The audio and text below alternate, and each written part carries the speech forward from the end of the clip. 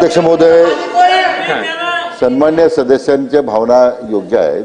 संबंधित खात्याचे मंत्री असले पाहिजे, परंतु अध्यक्ष महोदय आता वरच्या सभागृहातही लक्षवेधी आहेत, तिथे कामकाज आहेत, पण निश्चितपणे आता आम्ही सगळे मंत्री आहोत. एकतर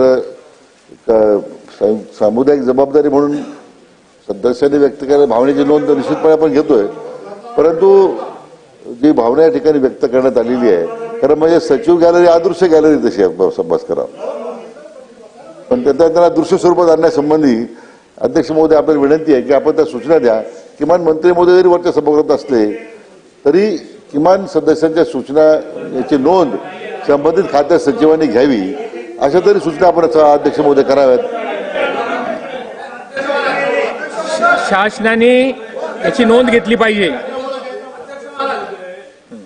सभेत विषयाची ज्या चर्चा आता आहे त्याची चर्चा वर असू शकत नाही आणि त्यामुळं वर कोणतेही मंत्री उपलब्ध नाही आहेत. मी आत्ताच वरून जाऊन आलो आणि अशी मंत्री महोदय जी माहिती देत आहेत ती अत्यंत चुकीची माहिती आहे आणि विधानसभेचा वारंवार अपमान मंत्री महोदयांनी का करावा. कालही हीच परिस्थिती, परवा हीच परिस्थिती, आजही हीच परिस्थिती. फक्त म्हणजे याचा अर्थ एकटे राधाकृष्ण विखे पाटील एकटेच सिन्सिअर मंत्री आहेत, बाकीच्यांना काही देणं घेणं नाही. आणि गुलाबराव तर पूर्वीपासून आहेत, बाकीच्या मंत्री महोदयांना काय आहे. बोला मंत्री महोदय. स्वतः मान्य मुख्यमंत्री या ठिकाणी भास्करराव आपल्याला सांगून गेले की वरच्या सभागृहात लक्षवेधी आहे, त्यामुळे मान्य ज्येष्ठ आमचे मित्र मान्य जयंत पाटील साहेबांनी सांगितलंय की ते वरच्या सभागृहात जाऊन आले. नाही, आपल्या भावना बरोबर आहेत. नाही, त्यांना आम्ही निरोप पाठवले, पण आपल्या सगळ्या भावना आम्ही लिहून घेतलेल्या आहेत, व्यक्त केलेले जे विचार आहेत. त्यामुळे तेवढं अध्यक्ष महोदय किमान सचिवांना उपस्थित राहण्याची विनंती करा, एवढी तर सूचना द्या.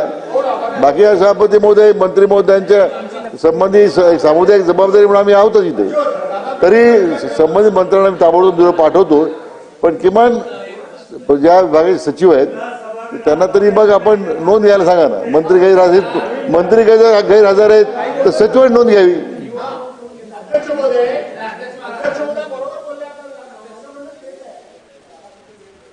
म्हणणं देखील तेच आहे आणि सभागृहात तुमचं देखील तेच असलं पाहिजे.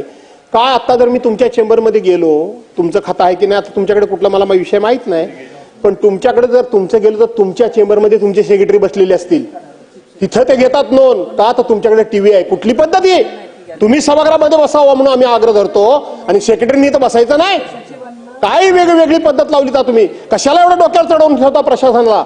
मंत्र्यांच्या केबिनमध्ये सेक्रेटरी जाऊन बसतात, तिथं नोंद घेतात. मागच्या वेळेला एका मंत्र्याने मला उत्तर दिलं की माझ्या केबिनमध्ये बसले ती नोंद घेतलंय. अरे स्वतःचं अवमूल्यन स्वतः करून घेताय तुम्ही. कशा करता स्वतःचं अवमूल्यन स्वतः करून घेता. हे बरोबर नाही. सांगा भुजबळ साहेब काय होती तुमच्याकडे पद्धत. याबाबत शासनाने मुख्य सचिवांना सांगून ताबडतोब त्या पद्धतीची तात्काळ कार्यवाही या ठिकाणी करावी. मुख्य